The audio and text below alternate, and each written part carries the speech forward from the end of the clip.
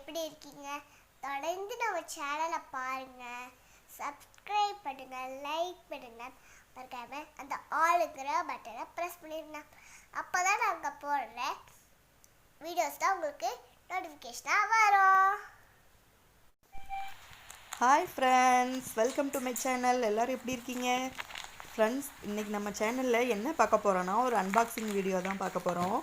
நம்ம இன்றைக்கி நம்ம கிச்சனுக்கு பார்த்திங்கன்னா புதுசாக ஒரு கிரைண்டர் வாங்கியிருக்கோம், டேபிள் டாப் கிரைண்டர் வாங்கியிருக்கோம். ஸோ அதுதான் இந்த வீடியோவில் நம்ம அன்பாக்சிங் பண்ண போகிறோம். பாப்பா தான் பண்ணிட்டாங்க. வாங்க வீடியோக்குள்ளே போகலாம். வீடியோக்குள்ளே போகிறதுக்கு முன்னாடி நம்ம சேனலை தொடர்ந்து பாருங்கள், சப்ஸ்கிரைப் பண்ணுங்கள். சப்ஸ்கிரைப் பண்ணிவிட்டு ஆளுங்கிற பட்டனையும் கிளிக் பண்ணிக்கோங்க. அப்போ தான் நம்ம வீடியோவோட நோட்டிஃபிகேஷன் உங்களுக்கு வரும். ஃப்ரெண்ட்ஸ், இப்போ பாருங்கள், பாப்பா நம்ம கிரைண்டரை கட் பண்ணி ஓப்பன் பண்ணிட்டாங்க. 2 பேரும் அடிச்சுக்கிட்டு சண்டை போட்டுக்கிட்டே ஓப்பன் பண்ணிகிட்ருக்காங்க.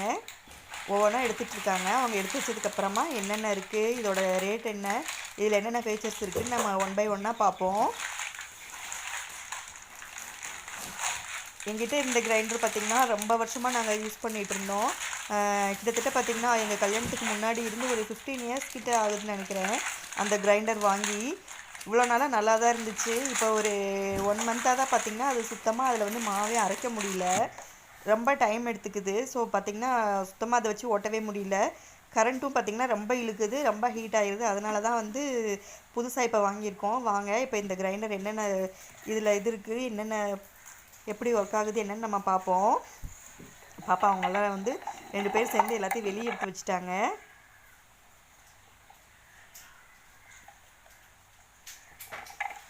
இப்போ பாருங்கள் ஃப்ரெண்ட்ஸ், இது இந்த மாதிரி தான் இருக்குது.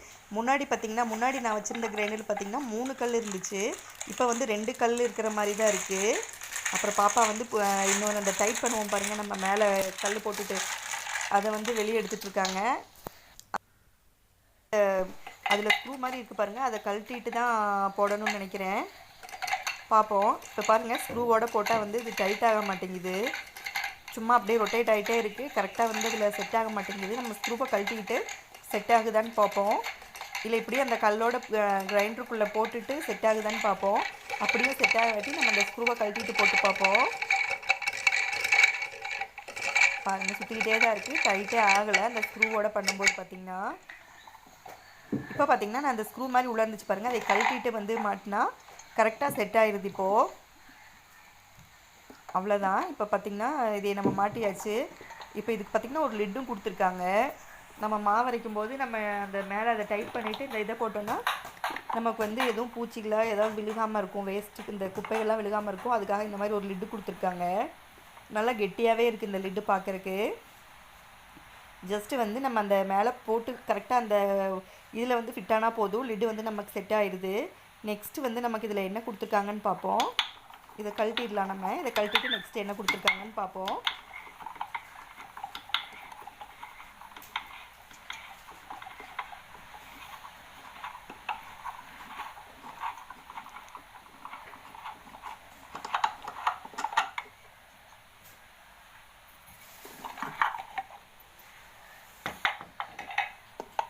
இப்போ நம்ம ரிமூவ் பண்ணியாச்சு. பண்ணிவிட்டு நெக்ஸ்ட்டு இதில் என்னென்னு பார்த்தீங்கன்னா இந்த கோகோனட் க்ரீப் பண்ணுறது கொடுத்துருக்காங்க. தேங்காய் சொரவறதுக்காக ஒரு ஆப்ஷன் கொடுத்துருக்காங்க. இதையும் மாட்டி பார்ப்போம். ஆல்ரெடி நான் வச்சுருந்த கிரைண்டர்லேயே பார்த்திங்கன்னா இந்த ஆப்ஷன் இருந்துச்சு. நான் அதில் தான் எனக்கு இந்த நார்மலாக இந்த இதில் அருகாமனையில் எனக்கு யூஸ் பண்ண தெரியாது. நான் கிரைண்டரில் தான் யூஸ் பண்ணிகிட்டு இருந்தேன் தேங்காய் க்ரீப் பண்ணுறதுக்கு. சரி, அதனால தான் நான் இதில் வாங்கும்போது இந்த ஆப்ஷனோடு இருக்கணும்னு தான் நான் வாங்கினேன். ஏன்னா எனக்கு கையில் கரெக்டாக எனக்கு அது இது பண்ண தெரியாது. இப்போ பாருங்கள், இந்த மாதிரி நம்ம அந்த தேங்காய் இப்படி பண்ணுறதை போட்டுட்டு இந்த பிளேட் மாதிரி இருக்குது பாருங்கள், இதை கொடுத்துட்டோம்னா நம்ம தேங்காய் சுரவும் போது பார்த்திங்கன்னா இதில் விழுந்துரும் போல், அந்த ட்ரம்குள்ளே விழுகாமல். அப்புறம் நம்ம ஒவ்வொரு டைமும் அதனால் கழுவ வேண்டி இருக்காது. நம்ம ஜஸ்ட்டு இதை போட்டுட்டு தேங்காய் நம்ம க்ளீன் பண்ணி எடுத்துகிட்டு கழுவி வச்சுட்டா அவ்வளோதான். இது சூப்பராக இருக்குது பாருங்கள் இந்த ஆப்ஷன் நமக்கு இந்த கிரைண்டரில். நெக்ஸ்ட்டு நமக்கு வேறு என்ன கொடுத்துருக்காங்கன்னு பார்ப்போம். இது பார்த்திங்கன்னா நம்ம மாவு பிசையறதுக்கு ஒரு ஆப்ஷன் கொடுத்துருக்காங்க. இதில்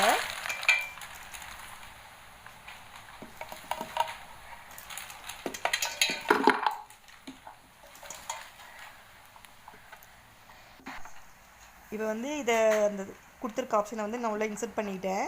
இப்போ மேலேயும் அந்த டைட் பண்ணுற ஸ்க்ரூ இதில் போடணுமான்னு தெரியல. நம்ம வந்து போட்டு பார்ப்போம் எப்படி இது இப்படியே ஒர்க் ஆகுமா இல்லை வந்து நம்ம மேலே ஸ்க்ரூ போடணுமான்ட்டு நான் வந்து யூஸ் பண்ணி பார்த்துட்டு நான் உங்களுக்கு சொல்கிறேன்.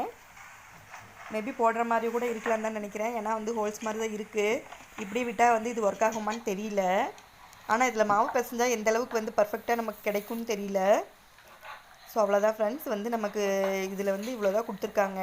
நமக்கு பார்த்திங்கன்னா ஒரு பாடி கொடுத்துருக்காங்க, மோட்ரு பாடி கொடுத்துருக்காங்க. அதுக்கப்புறம் பார்த்திங்கன்னா ட்ரம் கொடுத்துருக்காங்க. அந்த ட்ரம்மில் வந்து நமக்கு எவ்வளோ அதோட கெப்பாசிட்டின்னு பார்த்திங்கன்னா 2 லிட்டர்ஸ் வந்து கொடுத்துருக்காங்க. ஒரு 1 கிலோ வரைக்கும் வந்து தான் நம்ம இதில் யூஸ் பண்ண முடியும். நெக்ஸ்ட்டு பார்த்திங்கன்னா இந்த 2 கல் இருக்கிற மாதிரி அந்த உரல் கொடுத்துருக்காங்க. அப்புறமா அந்த மாவு பிசைகிறது, அப்புறமா இந்த டைட் பண்ணிக்கிறது, அதுக்கப்புறமா அந்த கோகனட் க்ரீப் பண்ணுறது. அதுக்கு பாருங்கள் ஒரு கேப் கூட கொடுத்துருக்காங்க அழகாக. நம்ம யூஸ் பண்ணிவிட்டு அதை மாட்டி வச்சுக்கலாம், இல்லை யூஸ் பண்ணும்போது கூட அதை அப்படியே ஃபிக்ஸ் பண்ணி மாட்டிக்கலாம் போல இருக்குது. அந்த மாதிரி கொடுத்துருக்காங்க. அப்புறமா நம்ம மாவு யூஸ் பண்ணும்போது ஒரு லிட்டு அது கொடுத்துருக்காங்க. இது பார்த்திங்கன்னா நீங்கள் தேங்காய் க்ரீப் பண்ணும்போது வந்து போட்டுக்கிறதுக்காக இந்த பிளேட் கொடுத்துருக்காங்க. பாருங்கள் இந்த மாதிரி நம்ம போட்டுக்கிறோம்ல, இந்த மாதிரி கொடுத்துருக்காங்க. அவ்வளோதான். இந்த தேங்காய் க்ரீப் பண்ணுறது பார்த்திங்கன்னா வந்து அழகாக இருக்குது. அந்த மூடியோட போட்டு பார்க்கும்போது பார்த்திங்கன்னா நமக்கு இந்த மஷ்ரூம் இருக்கும் பாருங்கள், அந்த மஷ்ரூமோட ஷேப்பில் இருக்குது. பார்க்கவே அழகாக இருந்துச்சு அது பார்க்குறக்கு.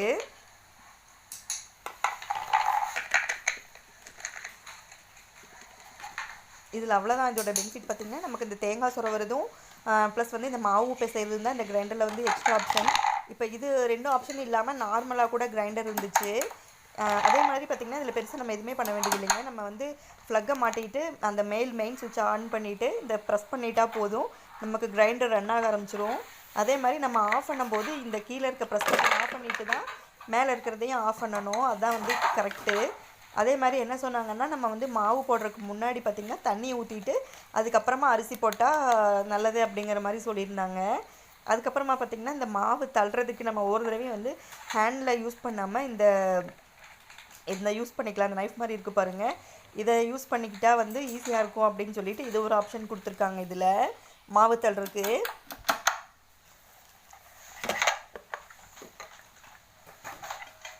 அவ்வளோதான் நமக்கு இதில் இருக்கிறது. வேறு எதுவும் நமக்கு இதில் பெருசாக இல்லை. எனக்கு தேங்காய் சொரவுறது ஓகே. நான் மாவு பிசைறது ஆல்ரெடி நம்ம கிரைண்டரில் இருந்துச்சு, நான் அதை யூஸ் பண்ணதில்லை. அதை மட்டும் வந்து நம்ம எப்படி இருக்குன்னு ட்ரை பண்ணி பார்த்துட்டு நான் உங்களுக்கு சொல்கிறேன். அப்புறமா பார்த்திங்கன்னா நம்ம இந்த டேபிள் டாப் கிரைண்டரில் பார்த்திங்கன்னா மேக்ஸிமம் வந்து இந்த 1 கிலோ 1.25 கிலோ அளவுக்கு மட்டும்தான் மாவு போடுற மாதிரி இருக்கும் போல் இருக்குது. அதுக்கு பெருசு வந்து நான் பார்த்த வரைக்கும் இங்கே எனக்கு அந்த மாதிரி கிடைக்கல. நான் வந்து சரி கொஞ்சம் பெருசாக இருந்தால் நமக்கு போடுறதுக்கு ஈஸியாக இருக்கும் அப்படின்னு பார்த்தேன். ஆனால் வந்து இந்த மாதிரி இதாக வந்து இதாக இருக்கும். இதுக்கு மேலே பார்த்திங்கன்னா நீங்கள் ஒரு 1.25 கிலோ போடுற மாதிரி இருந்தால் கூட பார்த்திங்கன்னா நமக்கு வந்து இதை விட டபுள் டைம்ஸ் வந்து பே பண்ணுற மாதிரி இருக்கும். 7 or 8 ஏதோ 8 இல்லை 10 கிட்ட சொன்னாங்க அந்த ரேட் பார்த்திங்கன்னா. சரி அதனால் போதுன்ட்டு நான் வந்து இந்த கிரைண்டரவே நான் வந்து சூஸ் பண்ணிக்கிட்டேன். இதோட ரேட் பார்த்திங்கன்னா வந்து 6000 ஏதோ வருது போல் இருக்குங்க.